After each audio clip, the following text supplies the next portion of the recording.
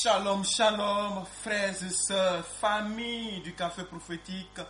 Bonjour, nous nous retrouvons aujourd'hui, jeudi 8 août 2024. Nous sommes à notre rendez-vous du matin au Café Prophétique. Je suis votre frère Todd Eli, frère du Christ, fils de Dieu le Père, dans le Fils unique Jésus-Christ, apôtre de l'Évangile. Mettons-nous en présence du Seigneur et adorons son saint nom, au nom du Père et du Fils et du Saint-Esprit. Amen. Rien ne peut changer ton amour pour moi. Tu m'as toujours aimé, sans relâcher ton amour n'abandonne pas. Que je sois parfait, tu es fier de moi. Rien ne peut changer ton amour pour moi. Aucune tempête ne m'arrêtera. Au milieu des vents, je reconnais le son de ta voix m'appeler à toi. Tu traverserais les mers si je me noyais. Rien ne t'empêchera de me protéger. J'irai, je n'ai que toi. J'irai, je n'ai que toi. En toutes circonstances, je serai tombé car tu es. Je n'ai que toi. Je n'ai que toi. Je n'ai que toi. Je n'ai que toi. Voici l'homme heureux. Il n'écoute pas les conseils des gens mauvais. Il ne suit pas l'exemple de ceux qui font le mal. Il ne s'assoit pas avec les moqueurs. Au contraire, il aime l'enseignement du Seigneur et le rédige jour et nuit dans son cœur. Comme un arbre planté au bord de l'eau, il donne ses fruits au bon moment et ses feuilles restent toujours vertes. Cet homme réussit tout ce qu'il fait. Pour les gens mauvais, c'est différent. Ils sont comme la paille emportés par le vent. C'est pourquoi au moment du jugement, ces gens-là ne sont pas acceptés. Ceux qui obéissent à Dieu, lorsqu'ils se rassemblent, il n'y a pas de place pour les gens mauvais. Oui, le Seigneur veille sur la vie de ceux qui lui obéissent.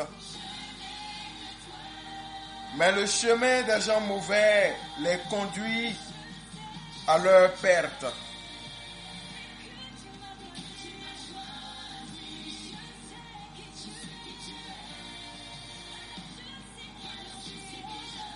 Le peuple s'agite pourquoi? Ils font des projets, mais rien.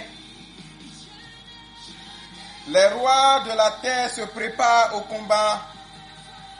Ceux qui ont le pouvoir se réunissent contre le Seigneur et contre le roi qu'il a choisi.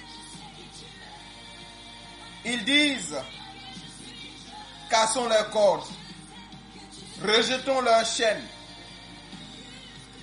Mais il rit celui qui est assis dans le ciel, sur son siège royal. Le Seigneur se moque d'eux. Il leur parle avec colère et sa colère les fait trembler. Le Seigneur leur dit, moi, j'ai établi mon roi à Sion, sur ma montagne sainte. laissez-moi annoncer ce que veut le Seigneur. Le Seigneur m'a dit, tu es mon fils, aujourd'hui, je suis devenu ton père. Demande-moi les autres peuples et je te les donnerai en partage. Ils seront à toi. Tu posséderas toute la terre. Tu dirigeras ces peuples très durement. Comme des plats en terre, tu les briseras. Maintenant, vous les rois, soyez sages. Laissez-vous corriger, vous les dirigeants du monde. Servez le Seigneur avec respect, avec joie et en tremblant. Mettez-vous à genoux devant lui. Sinon, il va se mettre en colère et vous serez perdus.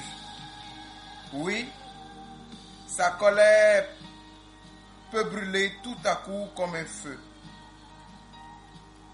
Ils sont heureux, tous ceux qui se réfugient dans le Seigneur. Psaume 1 et Psaume 2.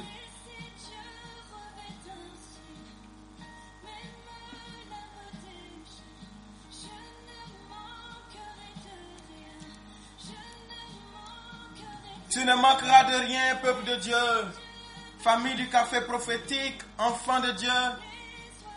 Toi qui m'entends aujourd'hui, Dieu prend soin de toi. Dieu est avec toi. Parfois, il ne vient pas par le chemin où on l'attend. D'ailleurs, en général, Dieu ne vient presque jamais par le chemin où on l'attend. Dieu fera ce qu'il doit faire. Parfois, par la voie que tu espères, mais bien souvent, par des voies insoupçonnées. Mais Dieu sera toujours là. Il marchera toujours avec toi, tel un bon père, un bon berger. Crois et reste en paix. Alors ce matin, je veux partager avec vous cette motion que le Seigneur met dans mon cœur pour son peuple. Nous commençons avec le livre de Luc au chapitre 6, le verset 31. Et la Bible dit, ce que vous voulez que les hommes fassent pour vous, faites-le de même pour eux. Luc 6, 31. Ce que vous voulez que les hommes fassent pour vous, faites-le de même pour eux. Frères et sœurs dans le Seigneur, hier, nous avons parlé de ceux qui portent les autres. Dieu porte ceux qui portent. Et notre exhortation avait pour finalité de nous donner à savoir que peu importe les difficultés que nous vivons, Dieu est avec nous et qu'il est capable de nous amener au sommet. Que peu importe les difficultés dans lesquelles nous voyons les gens, ils peuvent à n'importe quel moment, par la main du Seigneur, se retrouver dans une position bien glorieuse. Mais aussi, comme nous l'avons constaté avec Job,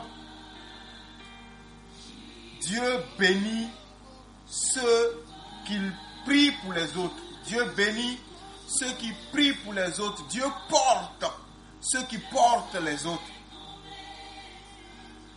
Et ce matin, nous voulons partager avec vous ceci. Ce que vous voulez que les hommes fassent pour vous, faites-le de même pour eux. Amen. Dans le livre de Matthieu au chapitre 7, le verset 12, d'ailleurs, vous allez découvrir ça aujourd'hui parce qu'aujourd'hui, nous lisons Matthieu le chapitre 7. Vous verrez au verset 12 qu'il est écrit ceci. Tout ce que vous voulez que les hommes fassent pour vous, faites-le de même pour eux, car c'est la loi et les prophètes.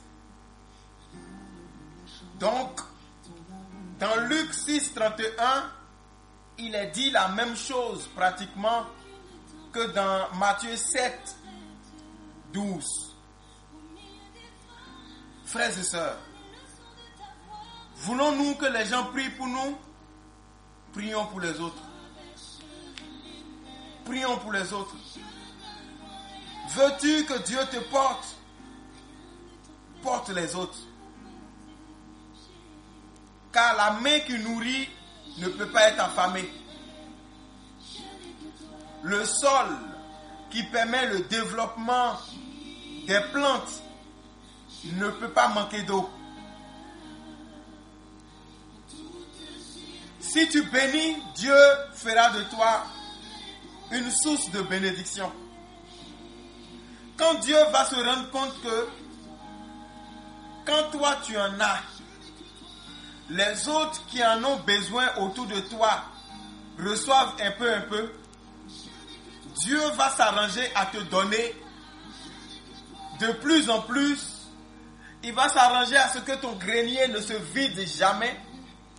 Parce que si toi tu en manques, il y a beaucoup d'hommes autour de toi qui n'en auront pas. Frères et sœurs, ne prions pas seulement pour que Dieu nous bénisse. Prions aussi pour que Dieu fasse de nous une grande source de bénédiction pour les autres. Souviens-toi, quand tu as faim, il y a des gens aussi qui ont faim. Quand tu es maltraité, il y a des gens aussi quelque part qui sont maltraités. Souviens-toi d'eux. Alors quand tu as les moyens, ne te permets pas de vivre comme si tout allait bien et donc c'est fini. Souviens-toi. Souviens-toi de ceux qui ont faim. Parfois, frères et sœurs, Dieu permet que certaines personnes passent par des moments compliqués, des moments difficiles, des moments de manque, pour que ceux-là sachent, comprennent ce que c'est quand on n'en a pas. Dieu sait qu'il va les bénir.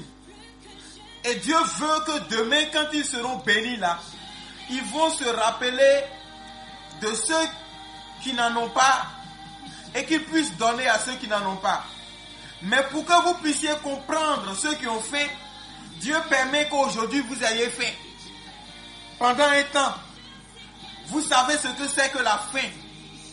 Vous savez ce que c'est que le manque. Vous savez ce que c'est que espérer un secours. Espérer une aide, même d'un inconnu. Alors demain, quand vous serez bénis, vous serez la réponse de Dieu pour ceux qui seront en difficulté et qui seront en train de prier. Et si vous commenciez à vous entraîner à cela maintenant, et si nous commencions à nous entraîner à cela maintenant, frères et sœurs, peut-être que nous allons dire, les gens sont mauvais. Les gens sont mauvais. Donc on se retient. Et si on se retient, on a raison. Parce que parfois, les gens sont vraiment mauvais. Peut-être que nous allons dire que nous avons été victimes de déloyauté, de trahison, de manque de reconnaissance de la part d'une personne. De sorte à ce que nous ayons été profondément blessés. Au point où on se renferme, on ne veut plus donner. Je vous comprends. Mais, frères et sœurs, en général, lorsqu'on est mordu par un vampire, dans les films, on devient vampire parce qu'on contracte ce qu'ils ont laissé en nous. Et on devient comme eux. C'est un signe qui montre véritablement qu'on peut devenir mauvais lorsqu'on a été victime de la méchanceté des mauvais. Mais Dieu veut que tu ne deviennes pas un vampire malgré la morsure des vampires. Dieu attend de toi ce matin que tu apprennes à faire aux autres ce que tu aimerais qu'on te fasse. Sois bon pour les autres. Sois patient avec les autres. Aide les autres. Aime les autres. Fais-le en te disant, c'est ce que j'aurais aimé qu'on me fasse si j'avais été dans cette situation. Quelqu'un t'a énervé, sois patient. Parle-lui avec douceur, comme ce que tu aurais aimé qu'on te fasse. Peut-être que tu penses que tu as raison et que tu veux décharger ta colère. Mais si tu étais l'autre, comment tu aurais aimé qu'on te parle? Et si on commençait à traiter les autres comme on aurait voulu qu'on soit traité, qu'ils nous traitent? Au lieu d'attendre qu'eux ils deviennent ce que nous on attend qu'ils soient, et si nous on devenait ce que nous-mêmes on espérait être pour nous-mêmes d'abord, et qu'on commençait à être cette bénédiction pour les autres. Oui, peut-être tu vas dire les gens ne sont pas reconnaissants. Quand tu les aides, ça ne sert à rien. La Bible dit dans le livre de Ecclésiaste 11, le verset 1er, jette ton pain à la surface de l'eau, car avec le temps tu le retrouveras. Frère, d'autres versions disent, jette ton pain sur les eaux, plus tard tu le retrouveras. Regardez l'image. Je vais vous expliquer ça rapidement. Lorsque tu prends du pain et que tu le jettes dans l'eau, qu'est-ce qui se passe? Le pain finit par se ramollir et finit même par se confondre avec l'eau, de sorte à ne plus être carrément profitable. Si tu jettes ton pain sur l'eau, c'est comme une forme de gaspillage. C'est comme une forme de perte. Dieu est en train de te dire, accepte de perdre. Jette ton pain. Ne t'attends pas à un retour. Mais pendant que tu ne t'attends pas à un retour, plus tard tu vas recevoir le retour. Frères et sœurs, le retour peut venir de quelqu'un que tu n'as jamais aidé. Pendant que celui que tu as aidé n'a pas été reconnaissant. Mais la reconnaissance, ce n'est pas l'homme qui doit te donner ça. C'est Dieu. Pourquoi? Parce que la Bible dit, ce que vous aurez fait à l'un des plus petits parmi vous, c'est à moi que vous l'aurez fait. C'est-à-dire, si tu aides quelqu'un, si tu soutiens quelqu'un, si tu es bon pour quelqu'un, ce n'est pas tout de suite à lui d'abord que tu es bon, mais c'est à Dieu que tu es bon par lui.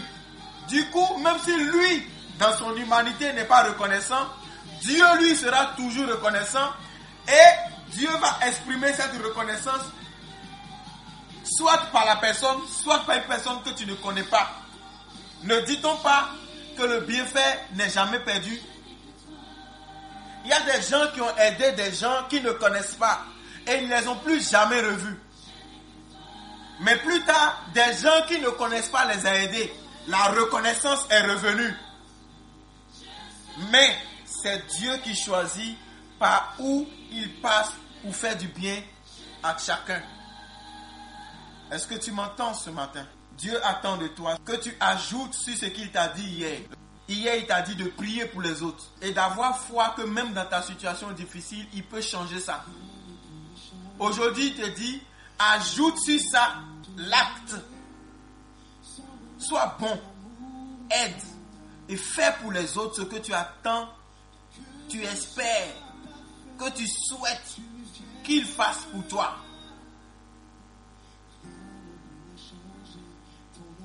Et Dieu prendra soin de toi. par les chemins que lui-même aura choisis. Laissez-moi vous dire avec certitude, aucun bien n'est perdu. Vous ne pourrez jamais faire le bien et ça va être perdu. Pourquoi? Parce que notre Dieu est bonté. Lorsque vous êtes bon, vous êtes Dieu. Lorsque vous faites de la bonté, de la charité, vous avez fait Dieu à quelqu'un. Et le Dieu que vous avez fait à quelqu'un viendra vous faire charité à vous aussi. Dieu est charité, Dieu est amour. Lorsque vous allez faire preuve d'amour envers quelqu'un, c'est une manière de lui donner Dieu. Et le Dieu que vous lui avez donné reviendra toujours vous donner à vous aussi. Il viendra vous donner ce dont vous avez besoin par les chemins qu'il aura choisis. Que Dieu te bénisse. Ne deviens pas méchant parce que le méchant t'a fait du mal. N'arrête pas d'avoir bon cœur parce que quelqu'un a été mauvais. Frères et sœurs, vous qui avez été bons, vous qui êtes bons de nature, que votre nature de bonté ne change pas à cause de la nature de méchanceté de l'autre. Même si le vampire vous mord, Dieu attend que vous ne deveniez pas vampire comme lui. Restez l'homme. Si le diable vous fait du mal, restez l'ange que vous êtes. Restez l'enfant de Dieu que vous êtes. Prions. Répétez avec moi ces prières. Mon Père, j'ai écouté ta parole ce matin.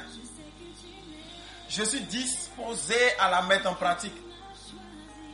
Tu attends de moi que je sois pour les autres ce que j'espère qu'ils soient pour moi. Seigneur, tu sais que la bonté est divine, l'amour est divin, la charité est divine. De ma nature, Seigneur, je ne peux pas être bon comme tu attends. J'appelle ton aide, l'aide de l'Esprit, la grâce, pour exprimer, Seigneur, la bonté de ton cœur à mes frères. Accorde-moi la grâce d'être une bénédiction pour eux. Accorde-moi la grâce d'être la solution que tu les envoies. L'oreille attentive dont ils ont besoin. Le bon conseil dont ils ont besoin. L'intercesseur dont ils ont besoin. L'aide, le secours qu'ils espèrent. L'exaucement à leur prière. Seigneur, voici mes mains. Elles sont ouvertes pour accueillir ta grâce. Enrichis-moi ce matin pour que je puisse enrichir d'autres personnes. Bénis-moi ce matin. Fais de moi une source intarissable de bénédiction. Que je puisse bénir sans m'inquiéter de tomber dans le manque. Mais donne-moi la sagesse qu'il faut pour la gloire de ton nom. Seigneur, mes besoins personnels, tu les connais. Je te les confie. Et je m'abandonne à ta grâce, à ta capacité, à ta pourvoyance. Merci Seigneur. Que toute la gloire te soit rendue sur la terre comme dans le ciel. Et que ma vie soit pour toi le moyen de répondre aux besoins de mes frères en humanité et de mes frères en Christ pour ta gloire. Par moi, Seigneur, sois bon pour eux. Par moi, Seigneur, donne-leur la réponse à leur prière. Par moi, Seigneur, apporte-leur la guérison. Par moi, Seigneur, apporte-leur le réconfort. Par moi, Seigneur, remets-les debout. Par moi, Seigneur, soulage, décharge quelqu'un. Et lorsqu'il sera en louange de reconnaissance devant ta face, Seigneur, tu auras atteint ton but. Je te confie cette journée, bénis-la pour moi et je prie que ce jour soit favorable pour tous ceux qui ont une quête et qui espèrent que tu leur ouvres une porte. Accorde-leur le repos dont ils ont besoin, l'exaucement qu'ils attendent de toi. Et moi je déclare que en tant qu'enfant de Dieu, puisque mon Père nourrit les oiseaux du ciel, je ne manquerai de rien. Puisque mon Père habille les fleurs des champs, je ne manquerai de rien. Tout viendra à point nommé et je serai rassasié à la table de l'Éternel. Amen. Café prophétique de ce matin, nous nous arrêtons là. Que Dieu vous bénisse. Je suis votre frère Todeli. Heureux d'être le canal par lequel Dieu vous parle. Excellente journée. À ce soir. Au nom du Père et du Fils et du Saint-Esprit. Amen.